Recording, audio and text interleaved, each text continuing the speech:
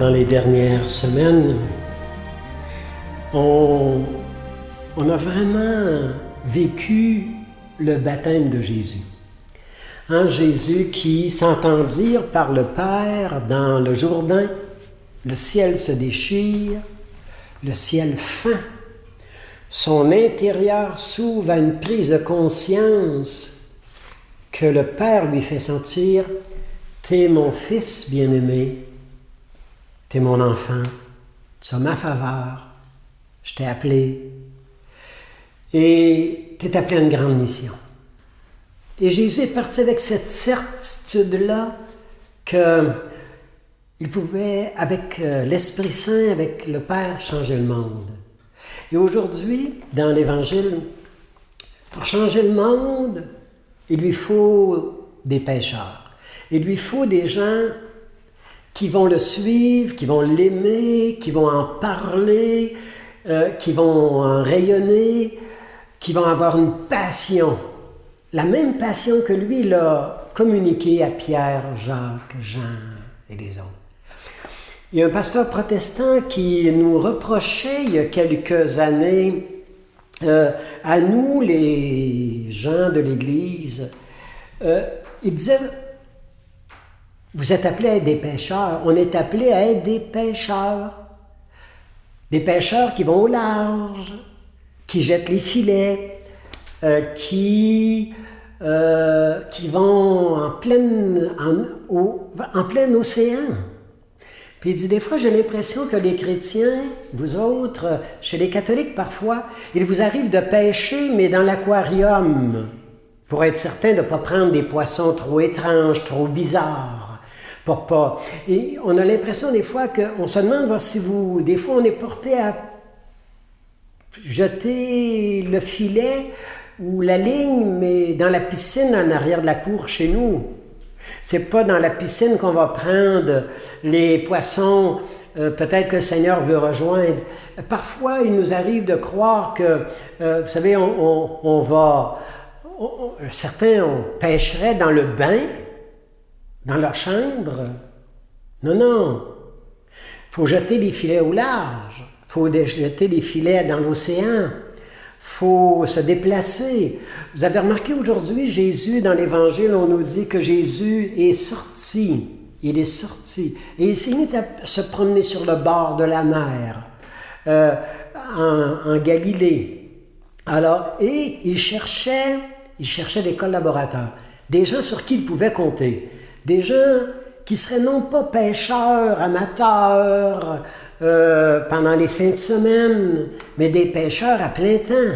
Des gens qui vont se donner leur vie, qui sont au travail, qui sont à l'usine, qui sont au bureau, mais qui ont ce souci-là de dire comment je vais en parler de mes convictions, comment je vais dire la nouvelle, comment je me suis converti, comment je suis venu à l'Église, comment j'ai décidé de me marier à nouveau, continuer la route malgré les obstacles. Est-ce qu'on raconte assez? Les gens sont sans nouvelles de Dieu depuis des années. Est-ce que je leur raconte mon bonheur, ma joie, ma passion, mon entrain, mon ardeur? Est-ce que je suis capable de leur communiquer?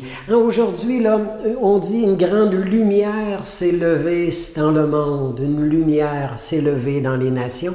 Et Jésus, il se promenait sur le bord et il a posé son regard sur Pierre, sur André, Jacques, Jean. Et dans son regard, ils ont vu un bonheur, un entrain, un enthousiasme, une passion. Et le feu s'est transmis, le feu s'est communiqué, le feu s'est... Alors, il faut décider qui on veut pêcher, qui on veut rejoindre, Qui on voudrait amener à l'Église? Écoutez, si, je ne sais pas moi, si vous êtes en amour avec une femme comme Ginette Renault et que vous saviez qu'après le spectacle qu'elle va donner, un grand spectacle, qu'elle invite quelques invités, et si vous étiez vraiment invité, puis elle vous disait, tu peux inviter des amis, quel bonheur de dire à nos amis, on va souper avec cet artiste, mais avec Jésus. Qui, dans votre cœur, c'est qui que vous voudriez voir? À qui vous voudriez présenter Jésus? À qui vous voudriez en parler? Qui des vôtres, à l'usine, à l'école, parmi les jeunes, vous aimeriez qu'ils rencontrent ce bonheur-là, cette joie, et que vous leur communiquez? Est-ce qu'on a assez la ferveur? Est-ce qu'on a assez...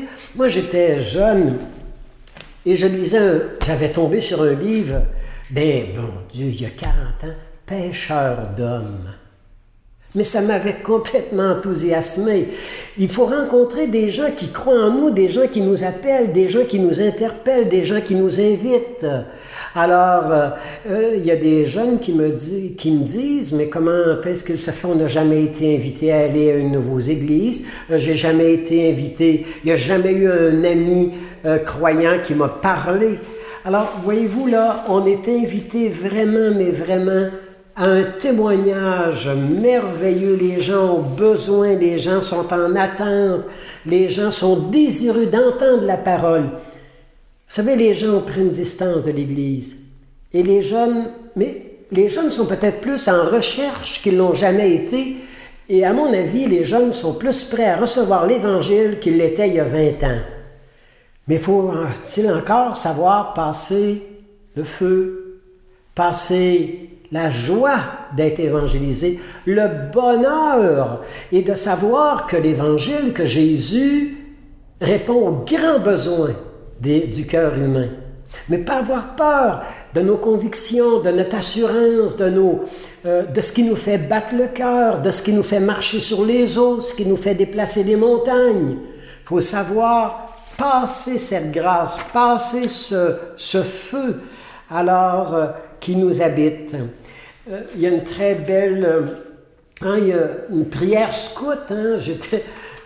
J'étais enfant, on récitait ça chez les scouts. Seigneur Jésus, apprends-nous à être généreux, à te servir comme vous le méritez, Seigneur. Nous donner sans compter, à travailler sans chercher le repos, à nous dépenser sans attendre d'autres récompenses que celle de savoir que nous faisons ta sainte volonté. Seigneur, apprends-nous à être généreux, à donner sans compter. Et je pense à une poésie très très belle de Francine Carigna, une femme, vous savez, qui, dans un pays de marins, elle dit ceci: « Repose-moi de moi, Seigneur, pour que je me repose en toi et que je compte sur toi. Je suis du blé couché par le vent, une bûche desséchée, délaissée par le feu, une eau filant dans le sable. Repose-toi, repose-moi de moi, Seigneur, et que je me repose en toi. Tu es ce peu qui ne saurait dire la différence que tu peux faire dans ma vie. Se laisser reposer en Dieu, se laisser refaire en Dieu. Maintenant, j'aimerais, quand on sent l'appel à se donner au Seigneur, à avancer au large, à plonger dans les profondeurs, à répondre à son appel, il faut savoir en partant que c'est pas toujours de tout repos, là, qu'on est appelé à aller au large, on est appelé à aller aux profondeurs, on est appelé à faire des miracles, on est appelé à changer le monde. Alors, avis à ceux qui aiment une petite vie tranquille, toute douce, enfermés chez eux, qui se protègent contre tout. Je vous suggère de ne pas trop vous avancer, de ne pas trop dire oui, parce que le oui qu'on donne au Seigneur, il nous bouscule, mais il nous fait grandir. Il élargit nos espaces intérieurs et il nous fait ouvrir les bras à ceux qui sont mal aimés.